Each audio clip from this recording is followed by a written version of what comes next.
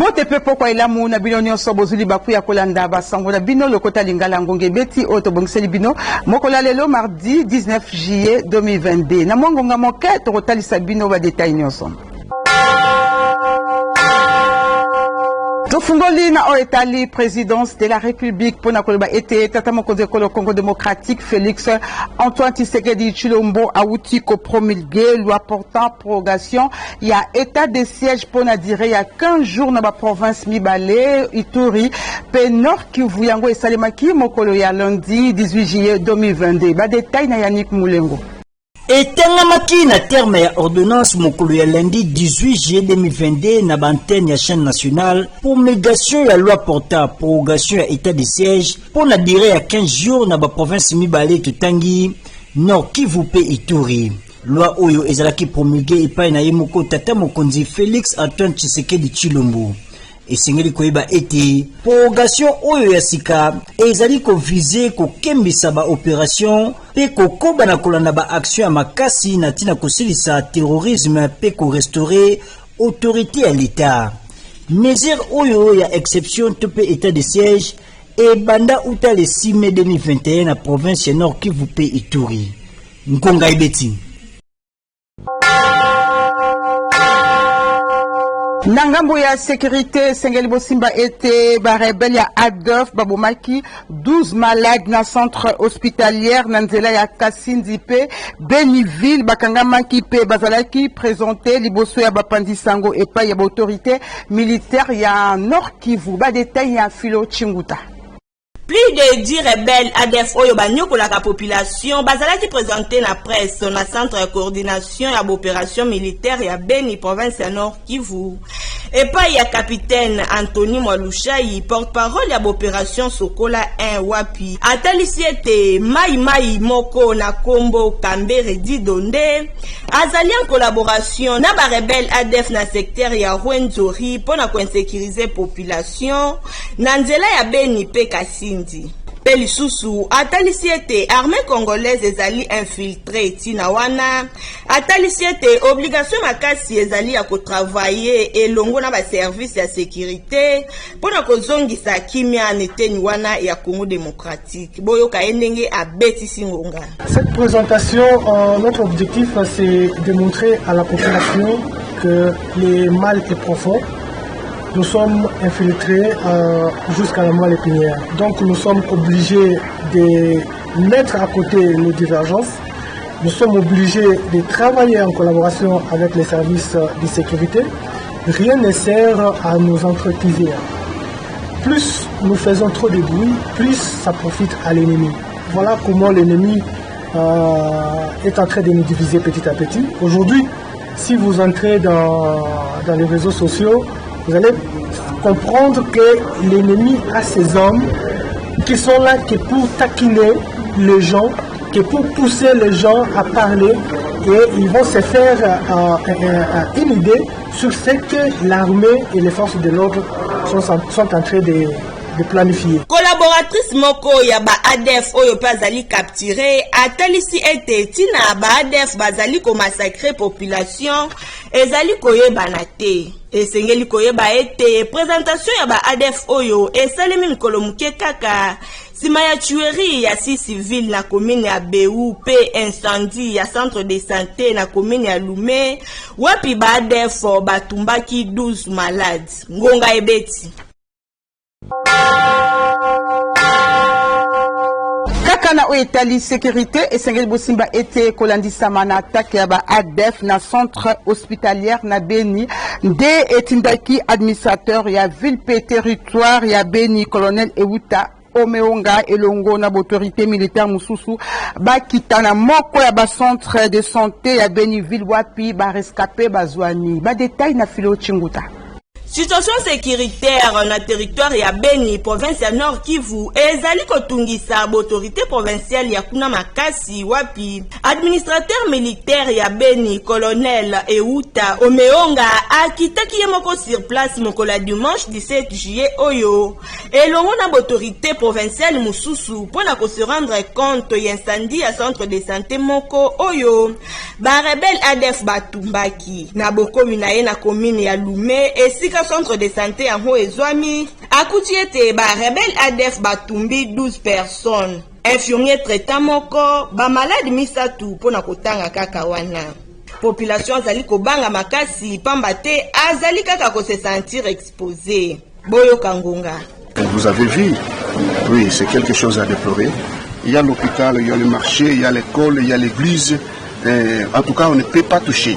Et puis, nos concitoyens, en étant une armée loyaliste, vous ne pouvez pas toucher votre population puisque nous sommes là pour les sécuriser et les garder à leurs biens. Donc, quand vous commencez à tuer et séquestrer votre citoyen que vous prétendez à sécuriser, c'est-à-dire vous êtes en dehors de l'anthologie militaire. Donc, quant à moi, je fais confiance à notre armée et la police. Colonel Euta Omeonga azali kotelemela batu wana makasi pe azali kobenda moto nyonso oyo azali impliqué na massacre ya ba civil matoyi pe kosenga na population kolongwa na bobangi pe kokopere na ba autorité locale. Na ngambu ya population batalisi ete ba FRDC mosusu nde bazali sima ya ba rebelle ADF. Boyoka administrateur militaire ndenge abetisi lisusu Ngonga na kodementir information oyo koloba ete couche mosusu ya population nde zali manipuler epai ya bayi politique pe autorité mosusu. Il ne faut pas généraliser cette population. Nous connaissons les manipulateurs qui cherchent à manipuler cette population, certaines couches. Puisqu'il y a des groupes et des groupes. Et les quelques autorités qui sont derrière ça. Puisqu'un citoyen congolais, un vrai Congolais, ne peut jamais imputer son armée. Esengeli koyeba ete insécurité na Beni nde esali ete nzela ya Beni pe Kasindi ekangama. Ngonga ebeti.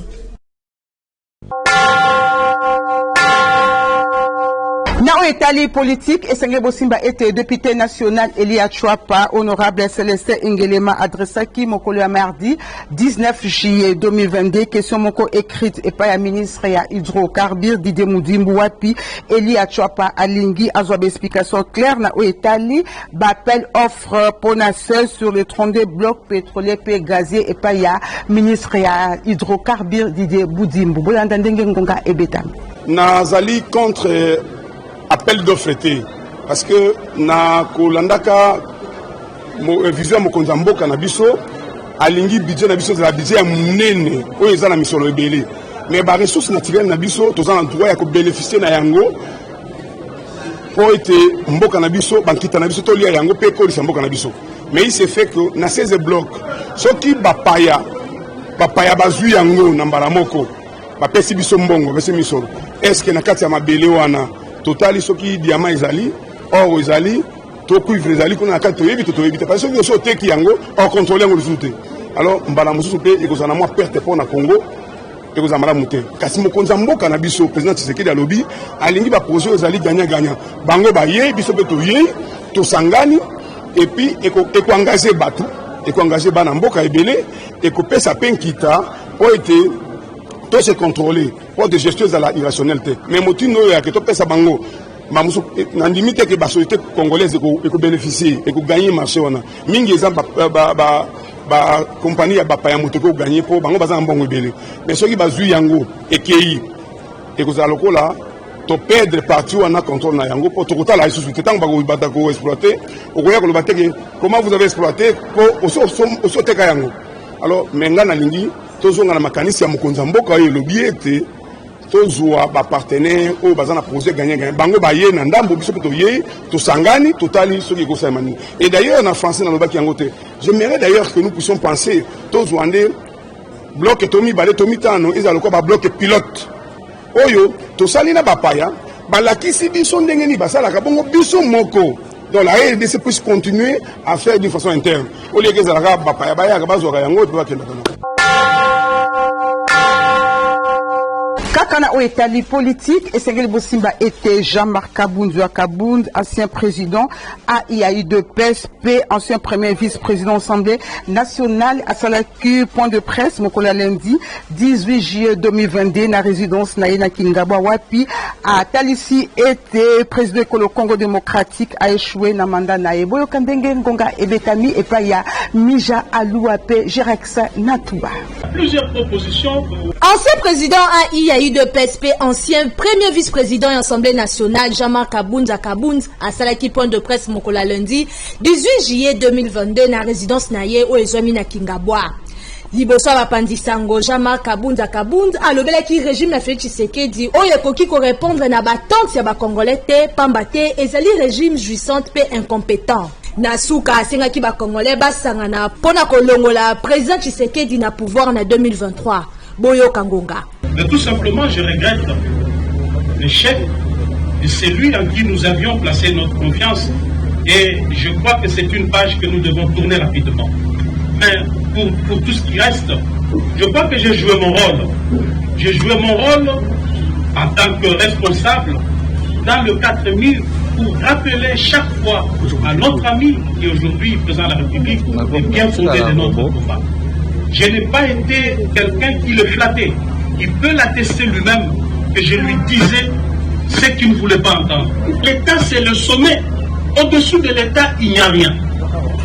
Lorsque M. Tshisekedi ne maîtrise pas la notion de l'État, voilà que nous sommes en train d'assister des choses auxquelles lui pense que c'est de la blague.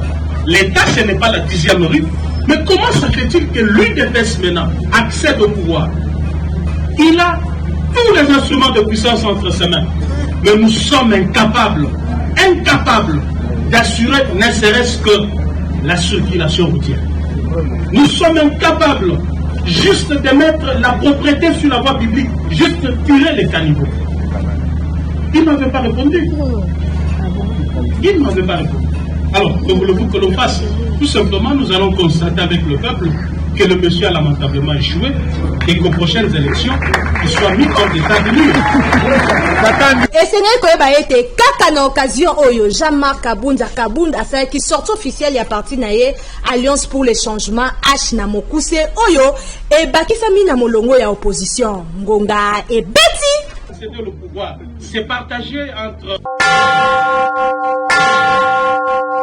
Kakana o Italie sortie médiatique, il y a Jean-Marc Kabund et Sengel Bosimba était président national, il y a Asbel Vision, Fachi Original, Christian Bouilly a qualifié sortie médiatique, il y a honorable Jean-Marc Kabund de les gratitudes vis-à-vis à chef de l'État. Après Kibongo, na micro ya Philo Chinguta, PGDX Makengo.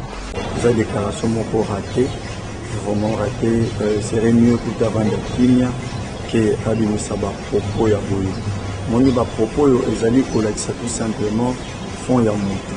Moni ezali propos ezali ko caractériser ingratitude, alors le caractériser haine et puis jalousie. Parce que moni tout ce que Jean-Marc Kabund est aujourd'hui, c'est grâce au président de la République. Si nous parlons aujourd'hui de Jean-Marc Kabund Nalana, moni ndenga komi mbongo, aisance tout ça, ceux qui président Félix T, ngaka komo ya comité. Mais les lots ont craché dans le beau pour eux et ce qui est l'eau par combien, donc c'est de l'ingratitude. L'ingratitude, il y a jamais Kabou et ça, il y a pour l'eau par mais je veux tout simplement dire que discours naïe et zali coup d'épée dans l'eau et que vous en avez fait mon côté. Azul va que Félix Tshisekedi au sommet, il y a l'État et zali danger par rapport à quoi? Il y a déjà Kabou, azali danger par rapport à Yamboka.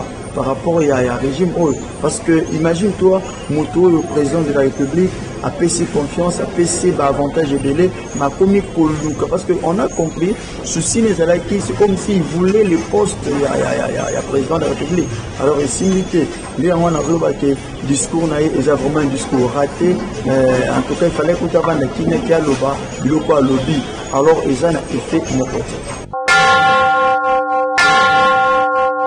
Patrick Kobange moko analyste politique o azoma libanda ya mboka abeti ngonga uta engumba Paris na France kolandisama na sortie médiatique et ancien président ya IDPS Jean-Marc Kabund avec bongo na micro ya Rachel Mbula.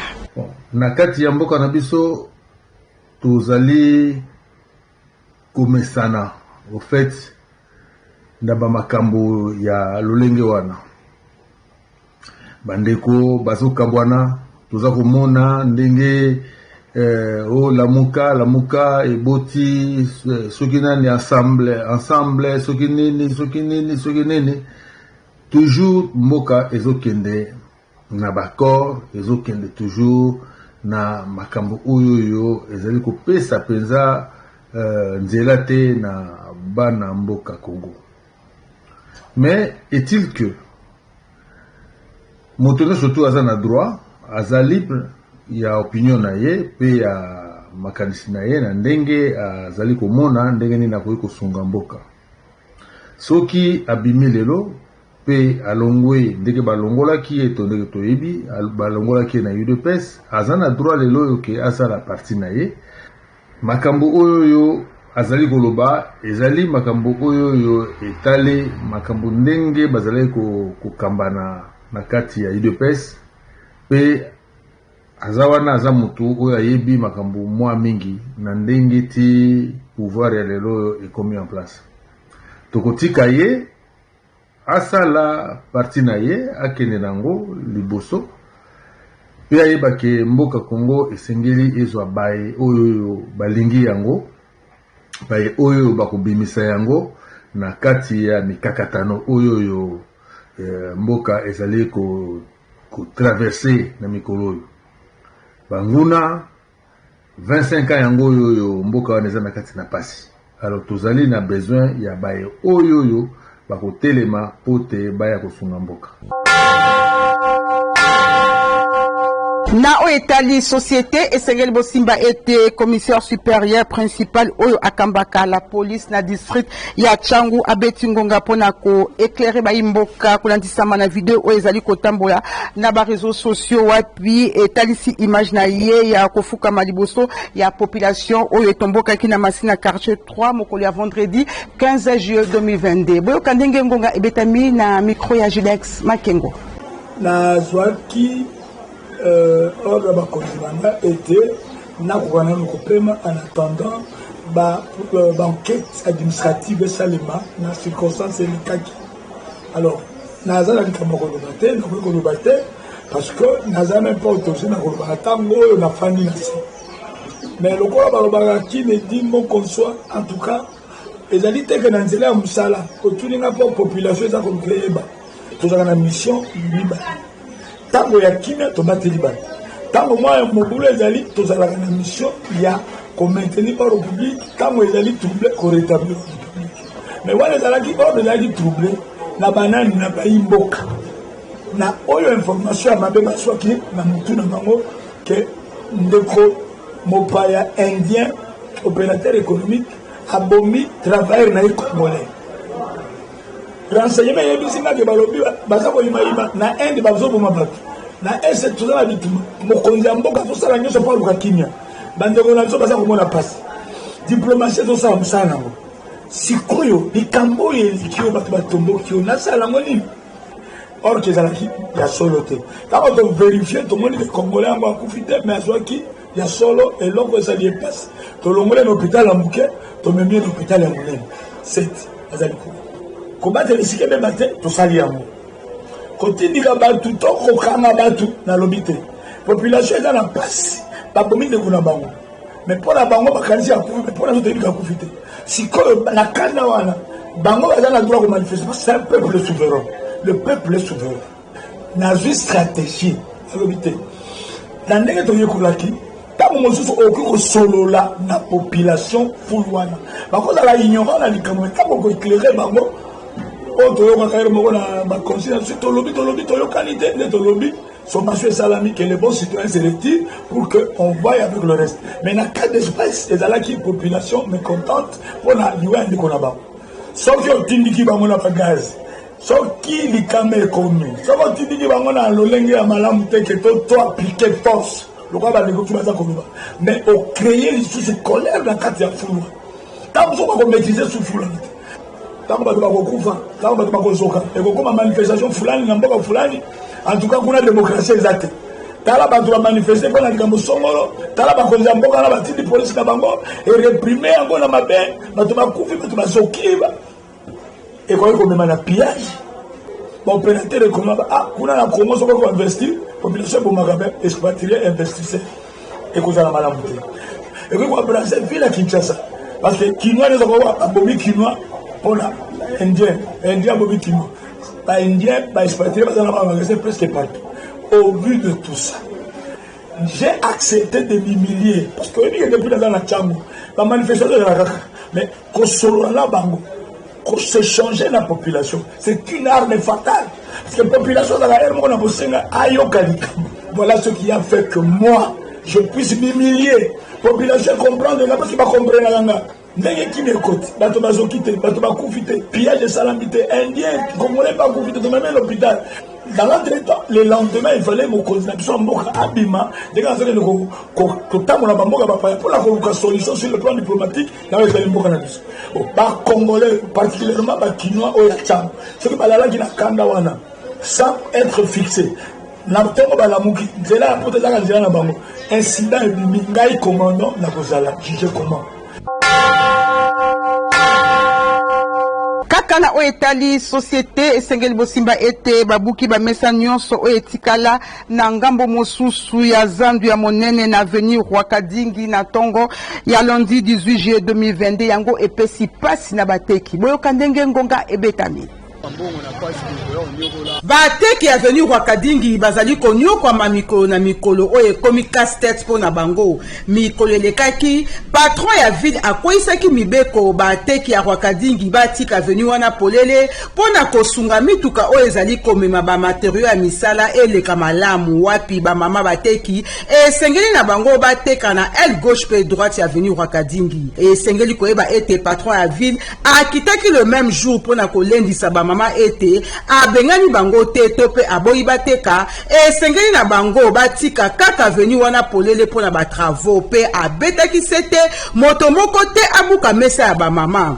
Kasi ya kokamwa ezali ete na tongo ya lundi 18 juillet 2022 ba mama bateki ya Rwakadingi na ngambo mosusu ba ekokuta ba mesa na bango ya kobuka na groupe moko ya bato oyo batalisi ete batosi mibeko te ya patron ya ville boka ndenge ngonga ebetami. Apa ba ekobuka biso awa toyebi akati na likambo ya mbote bango moko ba pavio ba futa ba kopitisa biso ba tike ba ekokoma ba kombo na biso awa pona ba mesa la biso ba yepe ba ekobuka po ba akoteka biso ba mesa batia ba mesa na bango ba akotekela biso ba mesa to so ba biso soko ozali na 3 mètres ba pesio 1 mètre bango ba ji 2 mètres osombi yango soko ozali na 5 mètres bango ba ji de ba pesi 3 bango ba sombi kaka bonde ba osala soi-disant ba chef du pavillon de babuki biso ba mesa ba tie ba moto biloko tumbami ba yibi biloko nyonso ba yibi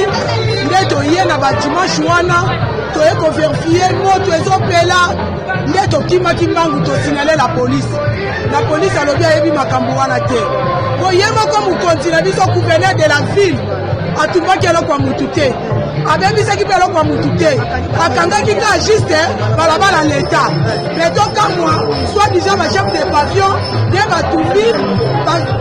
batumbi biloko na biso nde toza koevandike likolo na bango oyo nyonso eza kobebisa réputation ya chef de l'État ya gouverneur na biso.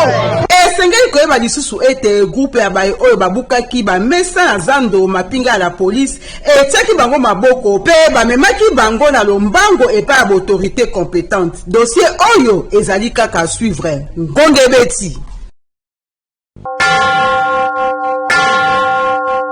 Front de libération nationale du Congo FLNC na mokuse esalaki prière pour le Congo démocratique mokolo ya dimanche 17 juillet 2022 na siège national ya parti na bango oyo ezwami na joli site na commune ya Mongafula wapi esangisaki ba cadre na ba militant ya parti politique na bango na Bokambemi ya président ya au conseil ya transition Rosette Ndinga pe Patrick Lusala bazalaki wana pona ko betsa ngonga.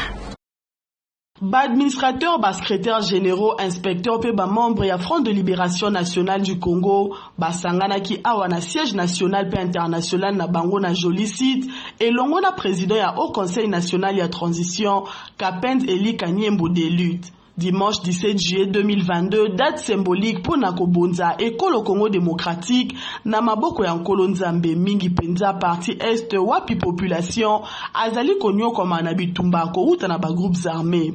Thème ya culte oyo ezalaki amour pe sous-thème écartement à la jalousie. Inspecteur Ilunga Motei abetaki sete nako cultiver amour o ezali moko ya ba pilier ya système neutraliste indépendant pe ko bannir jalousie oyo likolo na yango ekotisa mabe ebele uta histoire ya Kayana Abel. Jalousie ebenda kaliwa. Ba étape ebele elandana ki na culte oyo koleka na louange adoration kino na moment ya dîme. Nakomona lolenge ba masanga politique ebele basali ba marche kasi FLNCP au Conseil national ya transition elongo na président Eli Kapend Kanyembo de lutte baponi ko bonza ekolo Congo démocratique na maboko ya Nzambe nde etinzi inspecteur Ilunga abetisa ngonga boye. Soki lelo Congo ezali attaqué ezali à cause ya jalousie ya bandeko baza ko envier bozupe bomengo ya Congo nde bayeko semer guerre na katamboka na biso oyo guerre moko biso cause de monsieur juste ce n'est pas biso nde toki ko attaquer kuna bango ba ko attaquer pourquoi balongo la biso po bango ba occuper place na bazo ba minere yango soki to sangana ki lelo oyo na libondeli po na kotelisa ba congolais nyonso jalousie ezelo ko mabe na jalousie nezo mema kindoki ezo mema haine pe liwa yango a cause ya jalousie ya bande ko ba Rwandais nde baye ba attaquer biso à cause ya bomengo za na mboka na biso ya koyeba ezali ete sanza ya J Mobimba FLNT ya poni pona kobonza RDC na maboko ya Nkolo clôture ya milulu oyo ekozala bongo le 31 juillet 2022 ngonga ebeti. Église armée du temps de la fin, ezali kokoba na 50 matin ya losambo pe délivrance kino le 21 août 2022 na ngonga ya 5h30 kino 7h gis église ezwami na balabala Lundisi numéro 4 na quartier 7 na commune ya Njili. Boyo kandenge ngonga ebetami epa Yannick Moulengo.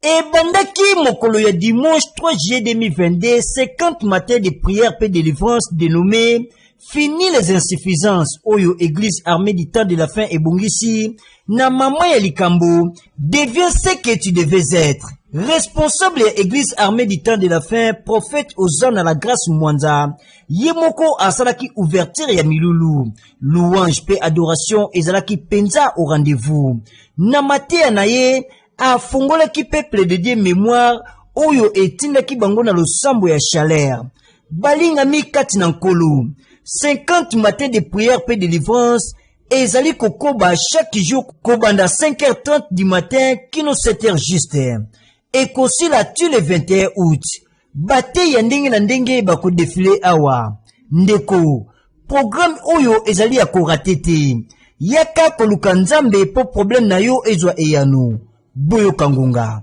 nabengisi bana Nzambe nyonso bisika nyonso bakoki kozala baya na grande activité auto bandi déjà lelo de 5h30 à 7h juste baya Nzambe na biso kozanga te kopambola bango balanda malili elanga te tango bango baolala pongi ya 5h satana pas continuer kosala musala.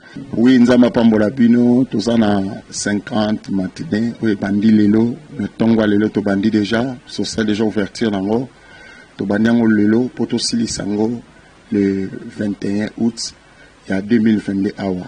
Thème toujours bela devient ce que tu devais être. Toujours briser force sur insuffisance dans ta vie à bateau. To bengi si mutunyo sa ba problème à makasi zo tungi sa vie na ye aya to sambela Nzambe ya lola Nzambe continuité Nzambe Abraham ya Jacob Nzambe Isaac azanzamba nguya nyonso pona kokangola bakaya bato nyonso Yesu Masia.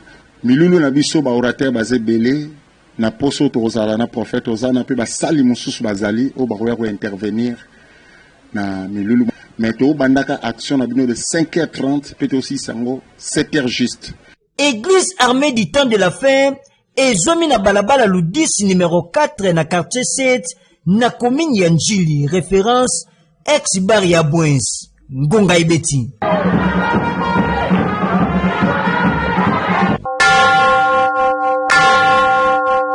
na basango oyo nde ekotisi biso na page promotionnelle. bakomaka mokumbi mituka to mpe chauffeur na moto makasi te esengeli nde koyekola liboso mpo na koyeba teorie nsima nde okoleka na pratike. mpo na yango esika se moko ya sur mpo na koyeba kokumba na tala moke mpe na emo ya pamba ezali bongo auto école style. awa bacondition nyonso ezali réuni: salle de cours climatisée, professeur qualifié oyo akolakisa bino théorie bongo mpo na pratique. mituka ezali approprié mpo na koyekola kokumba wapi na molakisi na moyekoli bango mibale bazali na bapedale. kimambangu ndeko na auto école style oyo ezwami na boulevard du 30 juin na complexe Mwananteba en face ya police ya circulation routière PCR na Bokuse entre BCDC pe Grande Poste. Formation complète 4 semaines ya pamba, 10 jours ya théorie kobanda lundi ti samedi pe 2 semaines ya pratique 1 heure par jour. Formation accélérée 2 semaines ya pamba.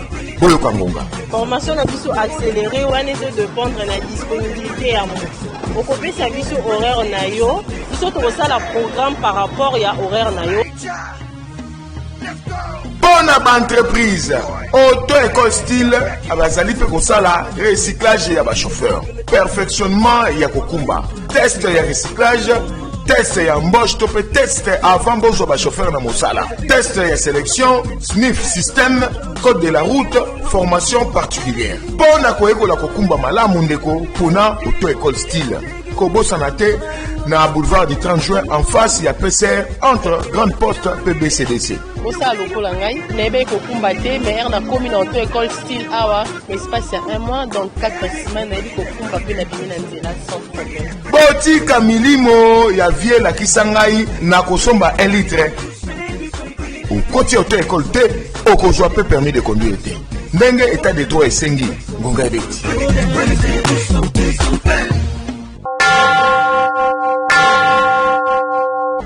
Tozali na page rose Bolanda. Abotama le 19 juillet ya mbula moko Ingo Mingenge ya la Rigen, président ya groupe musical mpadiste pe dirigeant ya chorale centrale mpadiste Compad, lelo le 19 juillet 2022 abakisi mbula moko na bomoi na ye. Talati na libota na ye pe rédaction mobimba ya ngonga ebeti ezali kotombela na ye mbotama elamu na yo lisusu maestro Ingo Mingenge ya la Rigen. Il faut chanter, il faut crier, il faut... na basango oyo nde nazwindigisa kokabwana bino soki bosepelaki na basango lelo mardi 19 juillet 2022 bopesa merci na Sardou Dimbu o azaki na biso sima ya caméra to asimbaki biso na réalisation ala bamba azaki na biso na montage final ngana bino tokuteni lisusu mikolo ezali koya bozala branché na Kanaki télévision Télé Vérité.